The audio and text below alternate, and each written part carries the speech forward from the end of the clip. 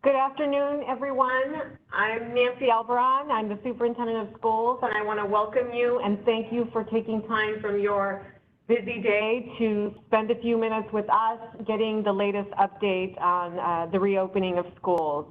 I hope everyone is well and staying safe and healthy and continuing to help our community curtail the spread of this terrible disease.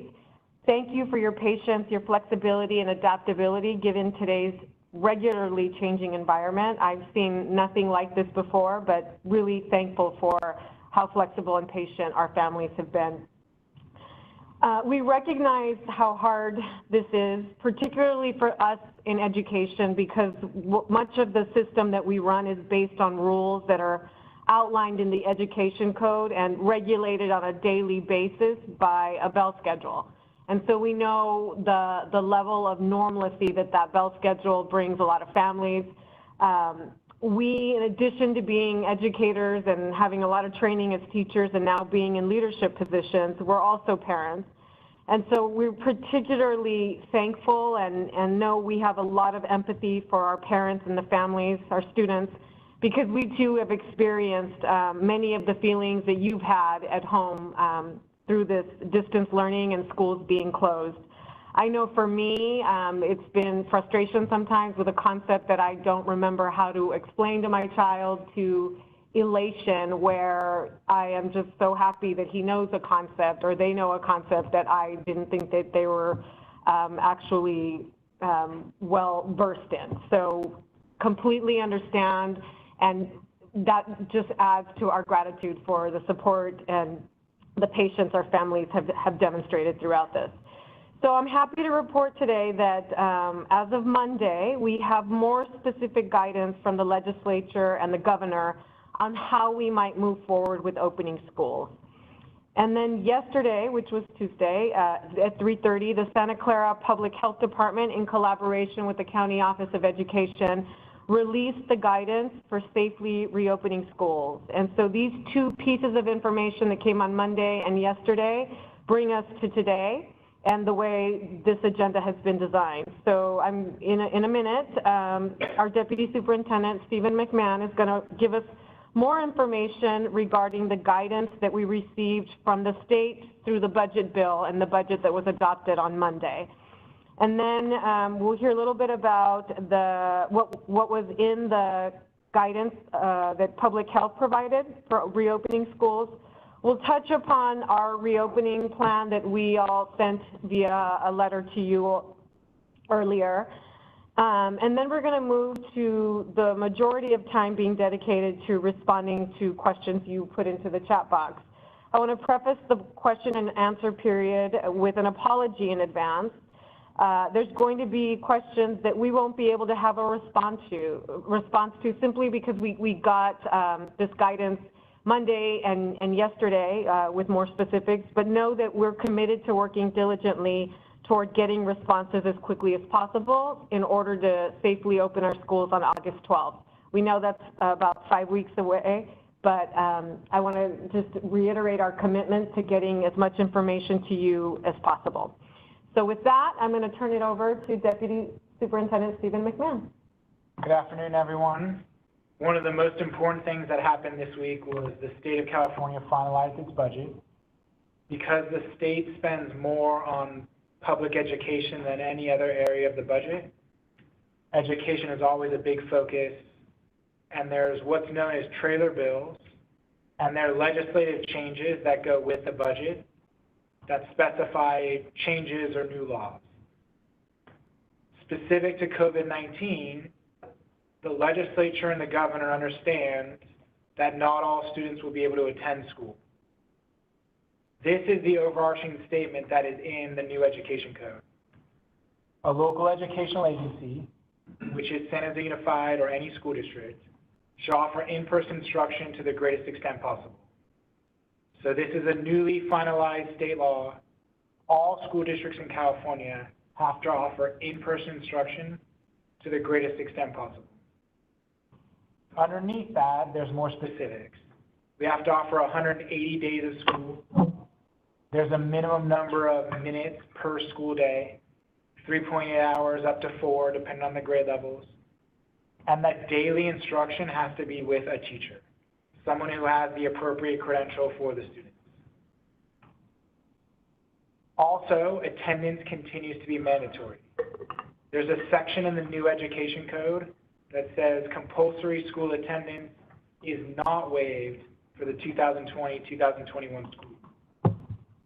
So from the state of California's perspective, all of the 1,000 school districts in California need to provide in-person instruction to the greatest extent possible.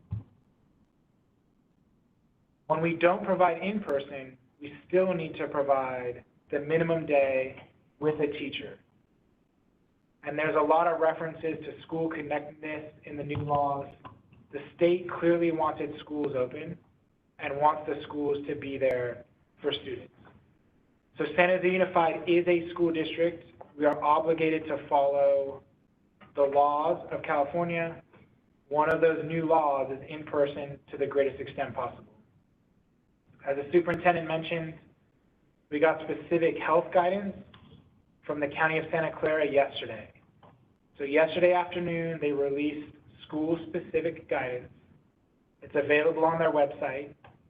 It opens with the sentence, to assist in planning for the safer reopening of schools.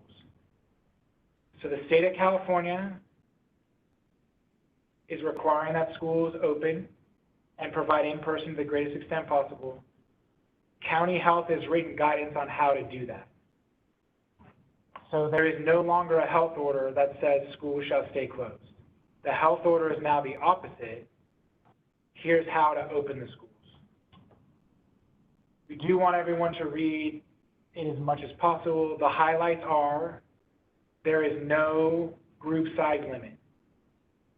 So the new guidance for schools does not limit the number of students at school or in class.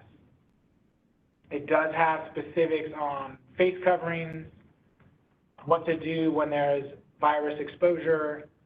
San Jose Unified will implement all of those things. But there is nothing in the new health guidance that restricts the number of students that can come to school.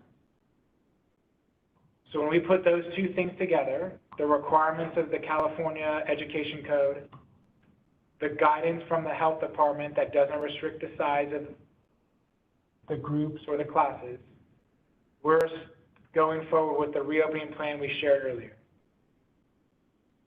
We want a model that can adjust quickly and accommodate individual students and their families.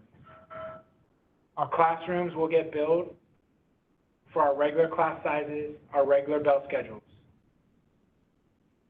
We're going to add technology that allows that classroom experience to be viewable online.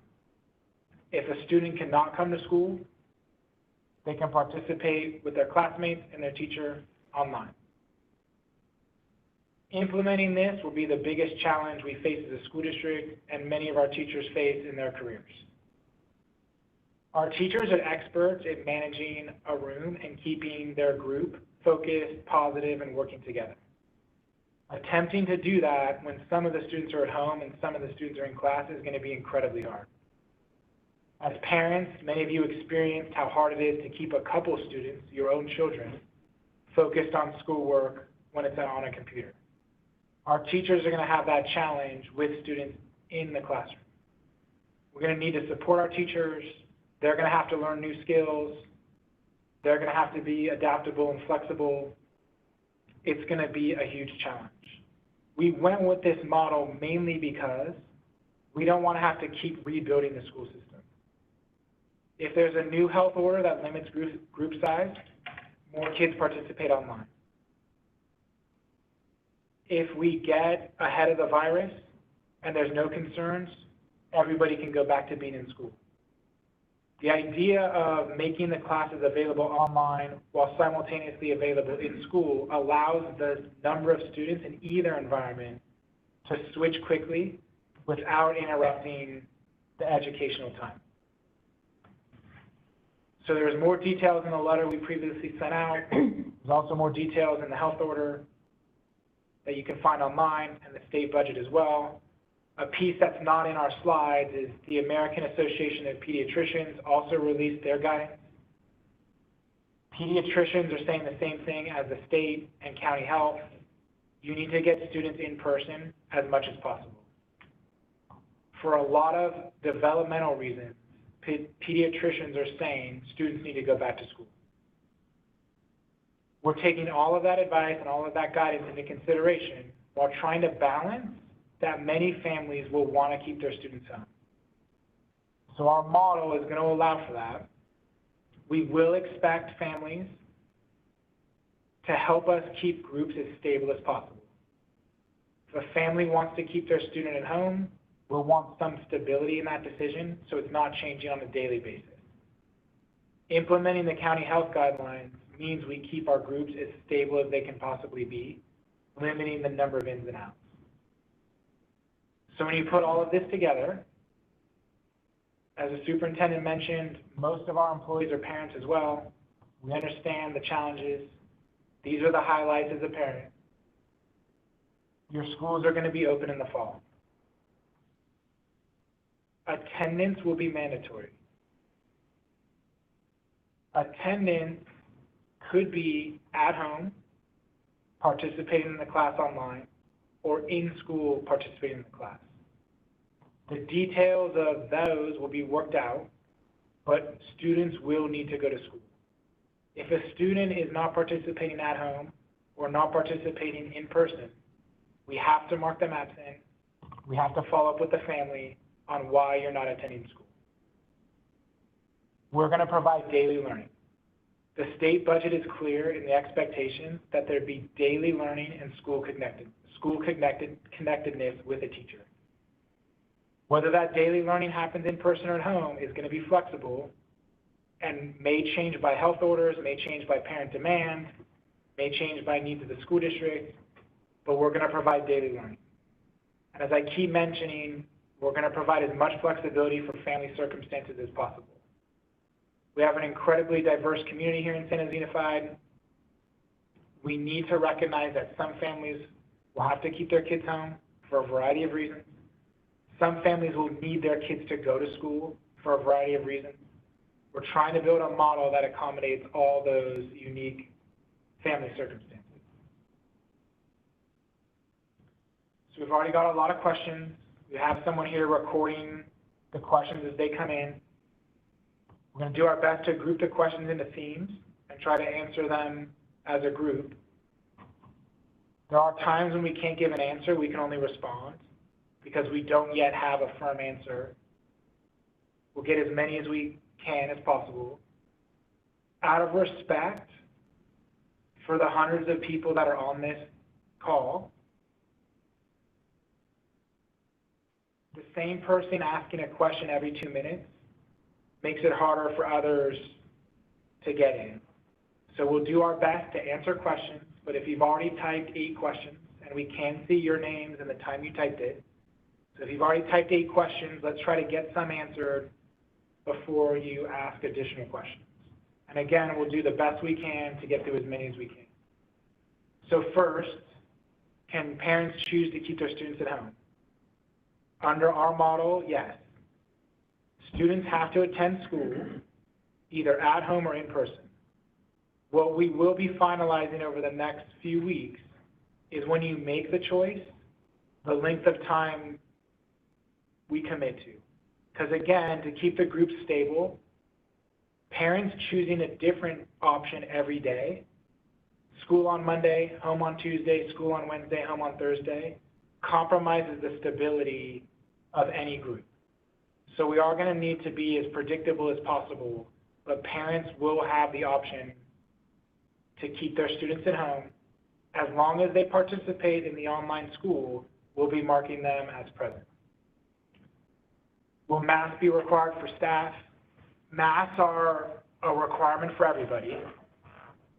There'll be an expectation that we wear our masks all the time, with an acknowledgement that people need to eat, people need to drink. Our younger students especially are going to be challenged to keep a mask on all day. So if you read the county health guidelines, you'll see there's an increased emphasis on a mask whenever you're not able to socially distance, and you have to interact with others. So if a teacher is in their classroom by themselves, not interacting with anyone else, taking the mask off is much more allowable than if they're in the class working with the students at the same time. So will all students be able to attend school? We got the county health guidelines yesterday. There is no group size limit. So San Jose Unified doesn't have the authority to tell some families, no, you can't come to school. If county health changes the order and puts a cap on the size, then we have to work on who can come to school and who can't.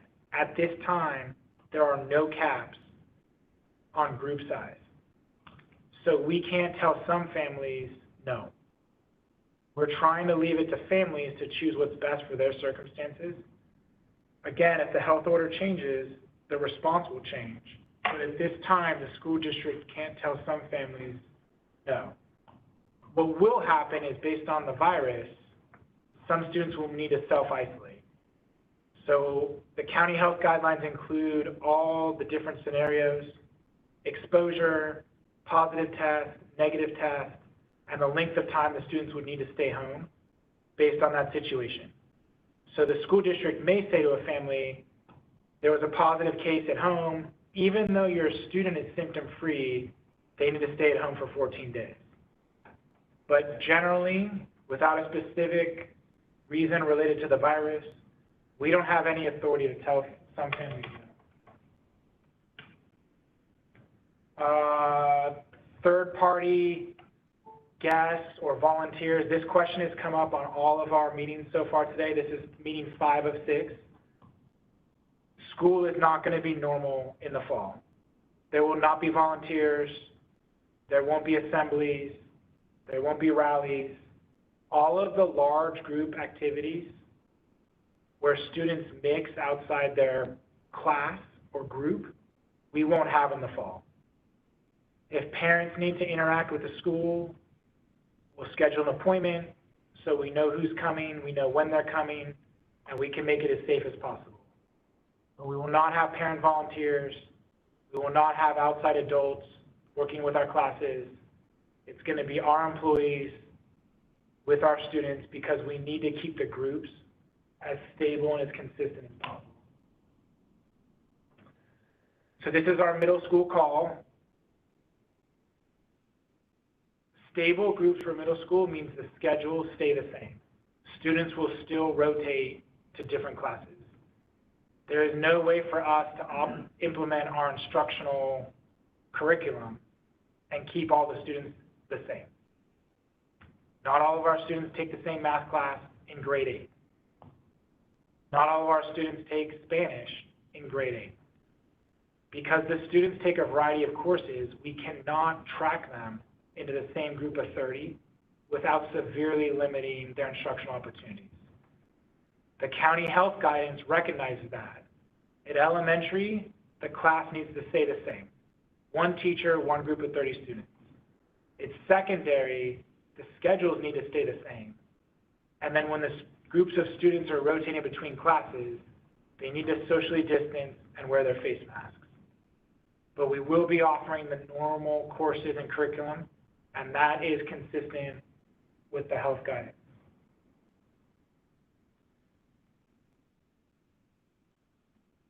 So regarding social distancing, at the middle school and the high school levels, the county guidance is social distancing as much as possible. When it's not possible, face masks are required. So we will have classrooms where not everyone is 6 feet apart, but everyone will be wearing their face mask. There's a requirement that the teacher be 6 feet away from the students. The medical experts have told us that virus transmission from young people to adults appears to be very rare, but adults to children is more possible. So teachers need to be 6 feet away from their students. We haven't brought this up on the previous calls, but we can use the data of today. There's an increase in virus spread in California, and all the schools were closed. So we know that the virus moves among adults independent of the school system.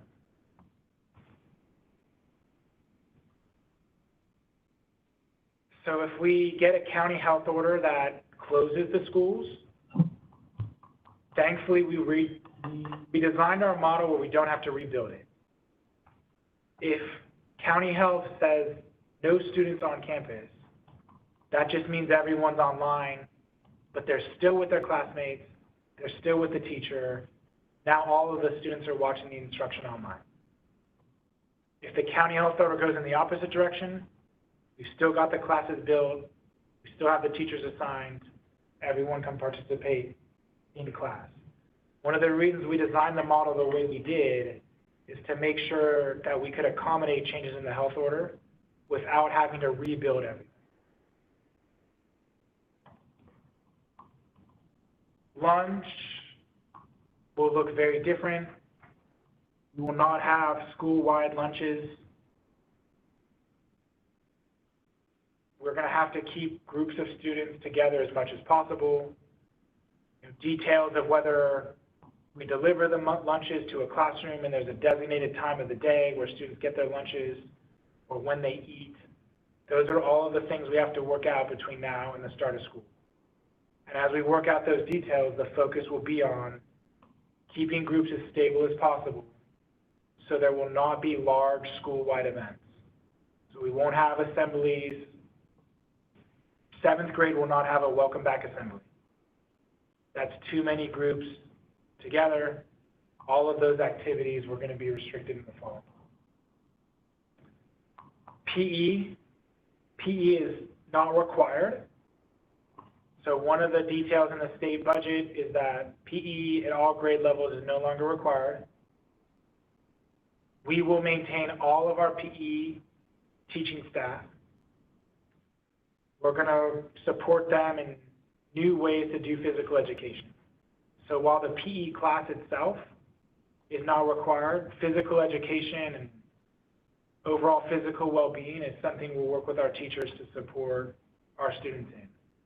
I think the state recognized that much of our PE is athletic activities, and those are hard to implement with a face mask and social distancing. So PE class will not look like it has in the past. Related to PE is sports. County Health yesterday said they'll put out guidelines for sports and other extracurricular activities in a few weeks. Testing for COVID-19. The county health guidelines do not recommend testing for all students or all staff. It's symptom checking. So we will do symptom checking for employees and for students. Then there's a system based on how those symptoms come back. We may order students home, we may order staff home. Based on the next step, could be 14 days of self-isolation. County Health is not recommending testing for everyone because it gives an incomplete picture of the virus spread. Many people will test negative for COVID-19 and have it, or not test positive for many days. So that's why County Health is not saying test every student, because many of them could test negative and still be carrying the virus. What's more important is to watch for symptoms, and when you see the symptoms, isolate that student, isolate that staff member, then make the determination whether they need to stay home for 14 days. So the question about can you change between at home and person? For health reasons, changes are going to happen. A student comes to school and is exposed to COVID-19, even if they have no symptoms, they are likely to be sent home for 14 days because of the exposure. That would be a change from in-person to at home. Class is now available to them online. If families choose from the beginning of the school year to be at home, we can't keep that answer changing because it makes the group unstable. So other than health reasons, we're going to have to get as much certainty about the groups and the stability of those groups as possible. Everyone, though, needs to recognize this virus is changing circumstances all the time. Health orders may change the ratio of in-person to at home. Virus spread may change it. The one thing we'll ask families to support us with is not changing it on their own without a health reason or a virus reason.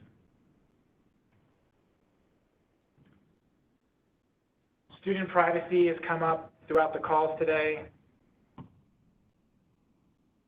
We cannot, these are going to be online experiences. We cannot guarantee privacy. At the same time, anything that happens in a classroom shouldn't be private. There's a diverse population of students in there. The adults in there should be behaving appropriately at all the times. So it's going to be a challenge because managing behaviors is going to be really hard for our teachers, but there'll be an expectation for all of our employees and all of our students that they behave appropriately online.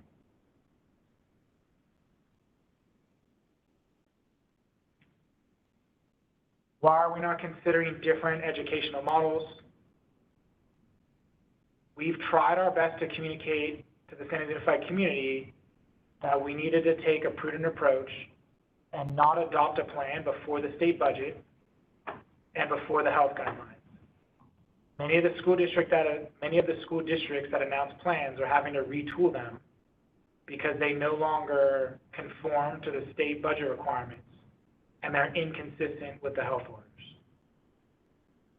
One of the things we talked with medical professionals about is splitting the students to A and B groups. Because the virus often takes 5 days to show up, even though you are a carrier, having 100% of the students come to school over any 5-day window doesn't add a safety benefit because you're still going to have the teacher and the school experience 100% of the kids.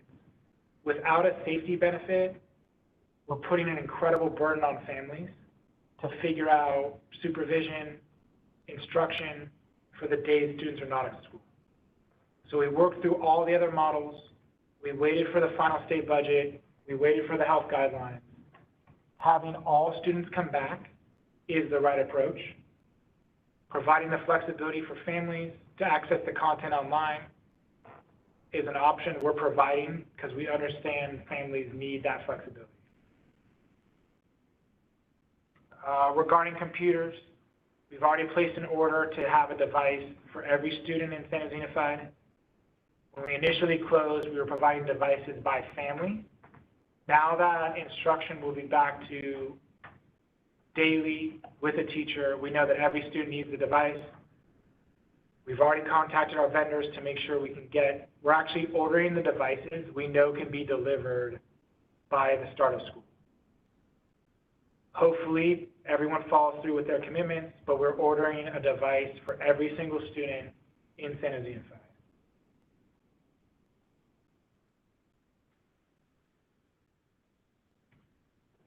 Regarding positive cases, there's a lot of positive cases.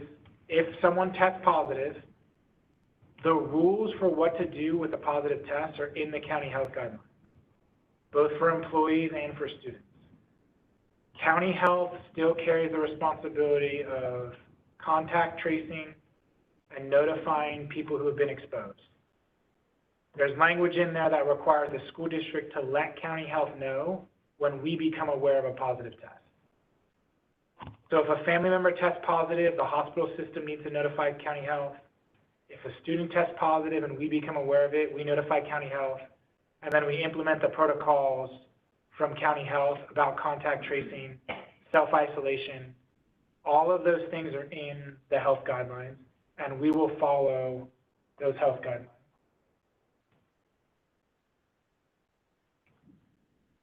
Will we require social distancing at all times? No. The county health guidelines do not require social distancing at all times.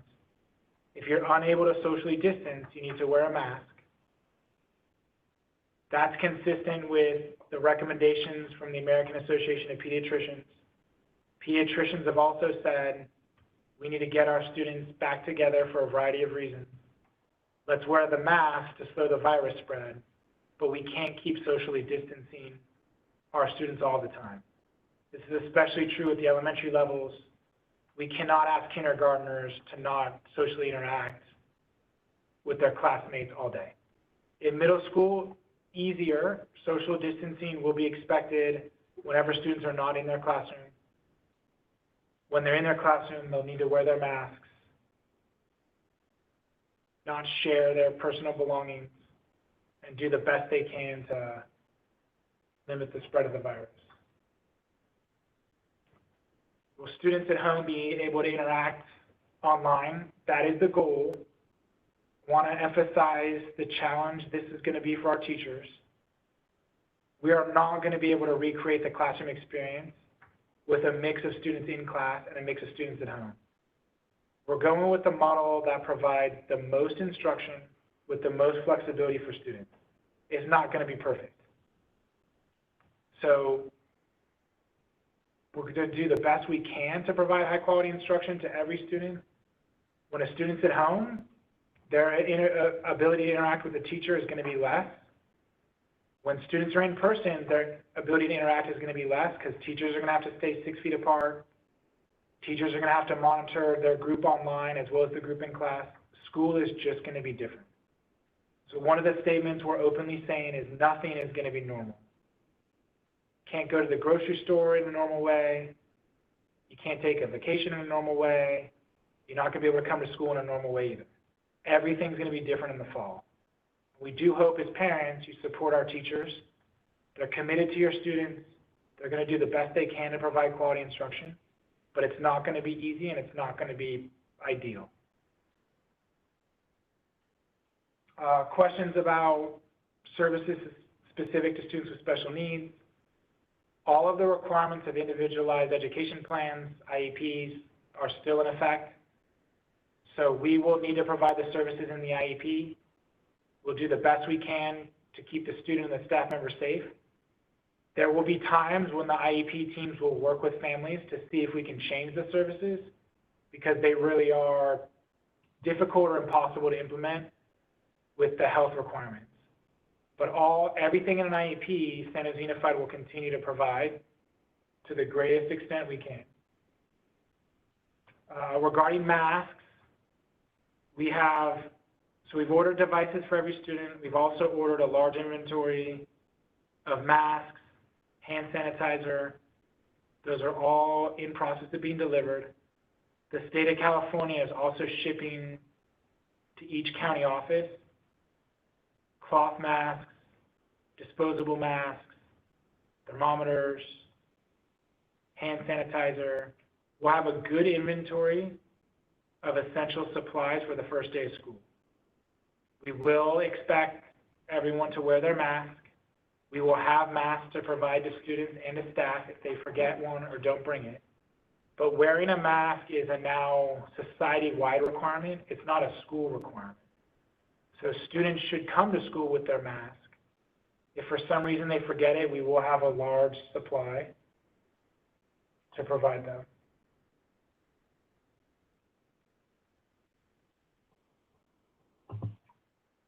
Regarding the staying at home, the model we're trying to build is if you go home or need to stay home, you keep the same class and the same teacher. So all of our classrooms will be receiving technology enhancements so that they can be available online. We don't want to switch schedules in response to the virus because we're concerned we'd be switching schedules for students and staff on a daily basis. And we don't want to do that to students and families. So the idea is to keep your classmates, keep your teacher, keep your schedule. If you need to stay at home, you access that environment online.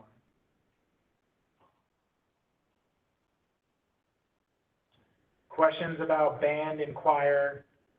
The county health guidelines refer to these learning situations as aerosol producing classes.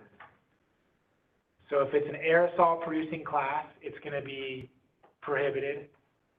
So the choir will not be able to get together and sing as a group. The band will not be able to get together and perform because you can't do either of those activities without producing airborne particles that risk spreading the virus. All of our performing arts teachers will be back next year. All of our PE teachers will be back. How they work with their students will have to be different to make sure we're not producing virus spread. So those activities will be very different.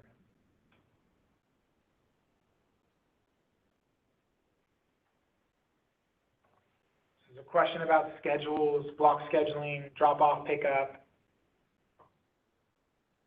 In order to manage our school system, we're going to start with our regular schedules. We've had a lot of feedback from parents that if we try to change the schedule, many of our families have students in multiple grade levels and at different schools. Our whole transportation system is built on those times being coordinated as much as possible. Our families coordinate their work and life schedule around those times. It's going to be a challenge, but we are going to stick with the bell schedules we have and then work with families on social distancing, work with students on wearing their masks. We will not have on-campus volunteers. We won't have on-campus guests. Anything that breaks the stability of the teacher-student grouping will not be taking place in the fall and until the health orders change. School counselors, all of our support staff is coming back. Counselors will be available.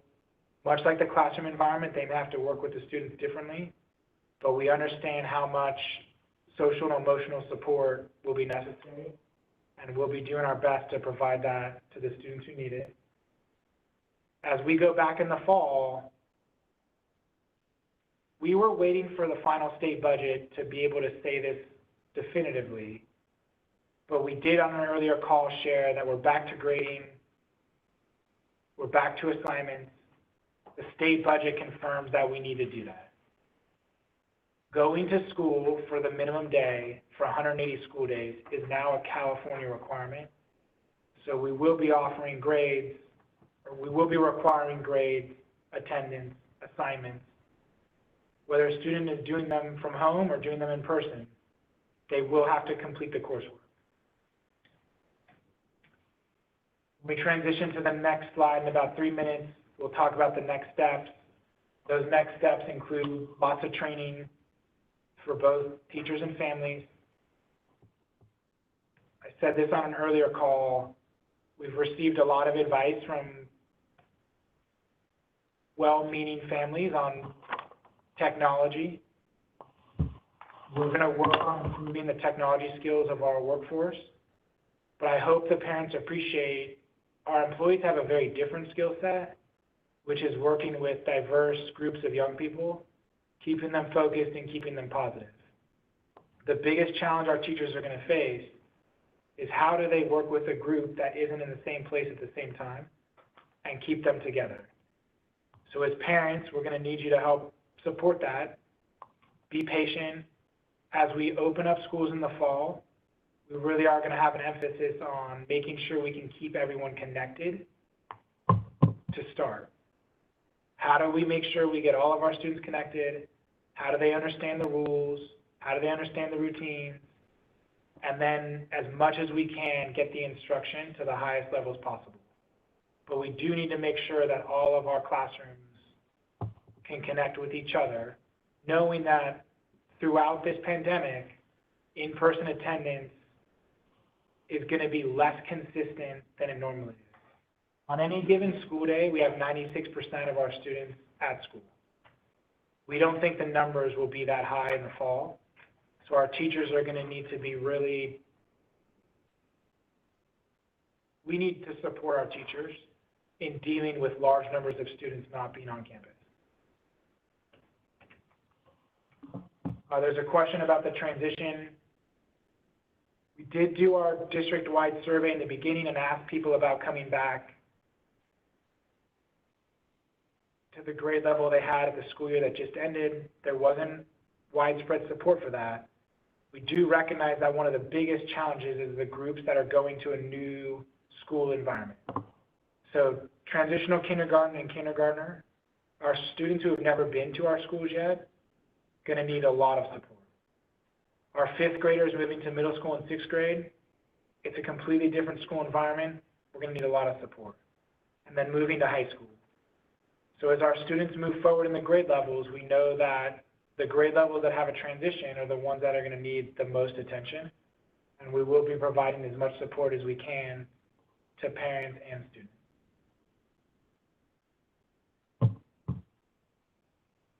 So we're going to transition to the next steps. We want to make sure we stay on schedule so we can open up the next Webex. Just summarizing everything, state budget was finalized on Monday. California is opening its schools for all students in person to the greatest extent possible. County Health released its guidelines yesterday. There are no restrictions on group size. San Jose Unified is going to offer an instructional program that has flexibility for students to stay at home without missing their class and their teacher. None of this is going to be easy. None of it is going to feel normal. We really appreciate how awesome so many members of our community have been in recognizing the challenges the school district faces. We're facing the same challenges as the school district that our economy is facing, that families are facing. We look forward to the fall knowing it's going to be completely different, and that our staff and parents are going to do an amazing job getting our students back to school as safely as possible.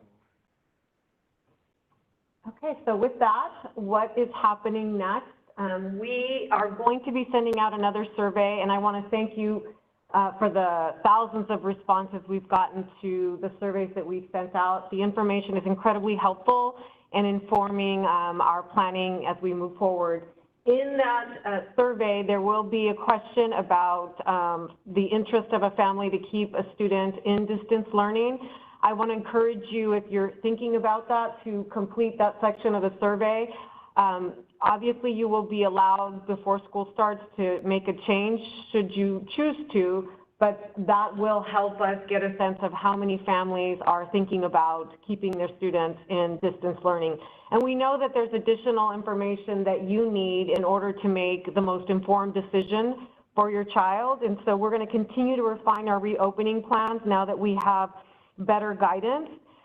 This will include a learning guide, much like the one you got this spring, that will outline what to expect around the learning environment, teaching and learning specifically. And then there will also be an operational guide about the opening of school, and that will include and address questions about cleaning procedures, some of these questions about lunch schedules, recess, arrival, departure times, volunteers, all of those questions that are still top of mind will be addressed in that guide. And we're going to get information out to you on an ongoing basis as it becomes available, because we do know that you need as much information to make an informed decision.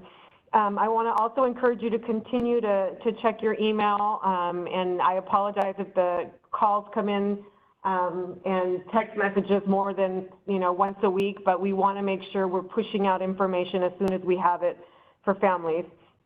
We're also in the process of designing additional supports and trainings for our staff, students, and parents in order to be better positioned for a successful opening of school. And this particular training will be not just for our teachers, but also support staff around the technology, the use of these cameras, the learning management systems that we'll be using.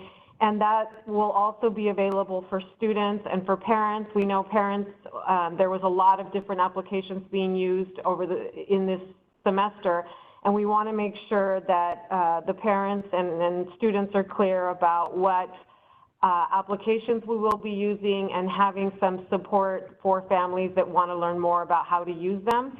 Those will obviously be recorded and available for you to access on demand. As we know, people have different schedules, so we want to make it as easy as possible for our families and our staff. And then I just want to close by saying that we know that there's a short period of time between today and August 12th when students will be returning and employees will be returning, but I do want to assure you that we are going to work diligently and collaboratively to bring clarity to as much as possible in order to have that successful opening of school take place. We know that working together, we're going to get the best outcome. So I just want to assure you that we'll be ready to go by August 12th. So thank you so much. Have a great afternoon and a great 3-day weekend.